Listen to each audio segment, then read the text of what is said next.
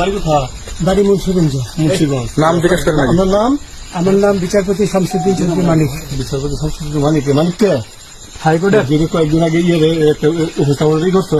Channel আইছি। সেই মানিক কে? Channel কে? হ্যাঁ হ্যাঁ। সেই মানিক আমার নাম হলো বিচারপতি মানিক, বাড়ি মুন্সিগঞ্জ। আপনার পিতার নাম? পিতার নাম মরহুম আব্দুল হাকিম চৌধুরী। আব্দুল হাকিম চৌধুরী। গুড। জি। আপনি এই যে পালাইতেছেন কেন বলেন? ভয়ে পালাইতেছি। কার বইয়ে? আর প্রশাসনের ভয়ে। অসুবিধা বইয়ে ওই একটা নিয়ে বলছিলেন যে ইয়ের বাচ্চা দীপ্তি চৌধুরী। এটা আমি ক্ষমা চাইছি। নামটা বলার পরে আমি বলি আপনাদের, হ্যাঁ আমি এই দেখাচ্ছি, আমি হ্যাঁ এই রোগী। কিসের? আমি তো কত রুগী নেন মিডিয়াতে তো খুব সুন্দর। আচ্ছা আচ্ছা শোনেন, শাহিন সাহেব একটু শোনো। আপনার কাছে এই মুহূর্তে এরা যখন ধরছে আমাদের প্রতিনিধি কি কি ছিল সাথে?